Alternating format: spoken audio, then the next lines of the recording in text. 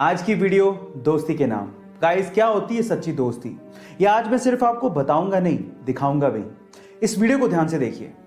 एक लड़का है जो अपने ब्लाइंड दोस्त को यानी अंधे दोस्त को फुटबॉल के मैच में ले गया, क्योंकि उसे फुटबॉल का बहुत शौक था। अब वहां पर ना सिर्फ उसे वो ले गया, मैच में क्या चल रहा है वो उसे बता भी रहा है। और गाइस, अपनी दोस्त की आंखों से वो अंधा दोस्त मैच के मजे ले रहा है, मैच को एंजॉय कर रहा है। अब इससे ज्यादा सच्ची दोस्ती की परिभाषा मैं क्या ही दूं।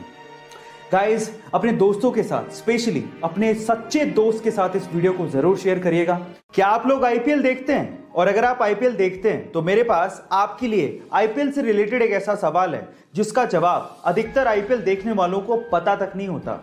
तो चलो मैं आपको सवाल बताता हूं, आप भी बताइएगा कि इसका जवाब आपको आता था या नहीं आता था। सवाल यह है कि आईपीएल की ट्रॉफी के ऊपर एक मैसेज लिखा होता है। क्या आप बता सकते हैं कि वो मैसेज कौन सा है और उसका मतलब क्या होता है? तो चलिए मैं आपको इसका जवाब बताता हूं। इसका जवाब यह है कि आईपीएल की ट्रॉफी के ऊपर संस्कृत में एक लाइन लिखी होती है। वो लाइन है यत्र प्रतिभा अवसरा प्राप्नोति ही, और उसका मतलब होता है यहां प्रतिभा अवसर प्राप्त करती है। क्या इसके पहले तक ये फैक्ट आपको पता था? और अगर नहीं पता था तो चैट सेक्शन में जरूर लिखिएगा। और पंकज त्रिपाठी, आज के समय उन्हें कौन नहीं जानता है, एक्टिंग इंडस्ट्री में एक बहुत बड़ा नाम है। एक बार उन्होंने अपने एक इंटरव्यू में एक बहुत ही जबरदस्त बात कही। उन्होंने कहा कि जब वो 10वीं क्लास में थे तो उनके पिताजी ट्रैक्टर खरीदना चाहते थे, लेकिन वो ट्रैक्टर नहीं खरीद पाए।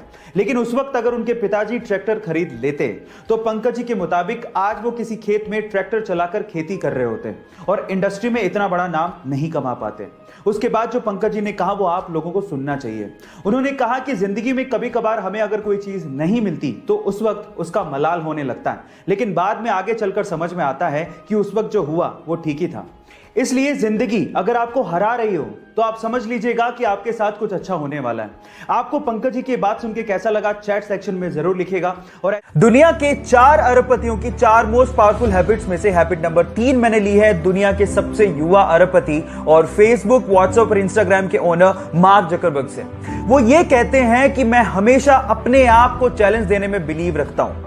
मुझे कोई फर्क नहीं पड़ता दूसरे लोग क्या कर रहे हैं, और अपने आप को चैलेंज देने के बाद मैं उसको पूरा करने के लिए जी जान लगा देता हूं। रिसेंटली उन्होंने अपने आप को चैलेंज दिया है कि वो हर दिन 1 मील दौड़ेंगे, हर एक वीक में एक बुक को पूरा करेंगे और चाइनीज लैंग्वेज मैंडरिन को सीखेंगे।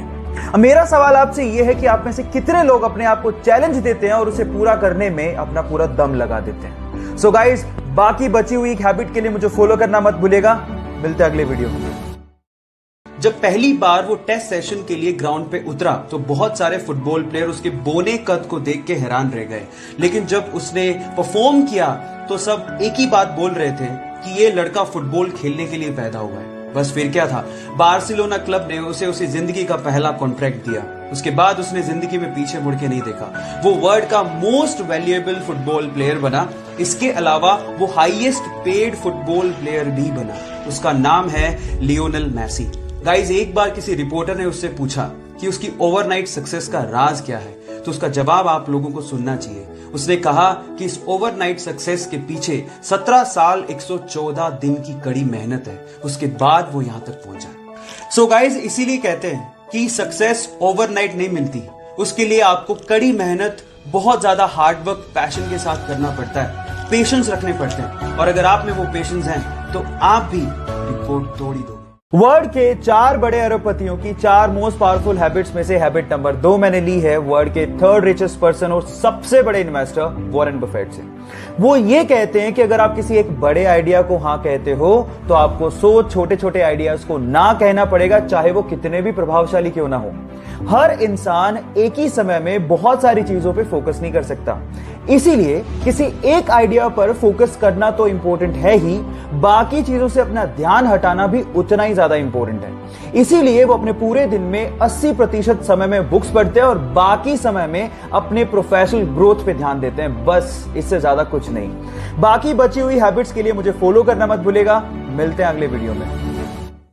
जब 1960 में भारत ने अपनी स्पेस एजेंसी इसरो की स्थापना की तो बाकी देश हम पर हंसकर बोला करते थे कि भारत जैसे गरीब देश को अंतरिक्ष प्रोग्राम्स की क्या जरूरत है। जब हमने रशिया और अमेरिका से सहायता मांगी तो उन्होंने साफ मना कर दिया।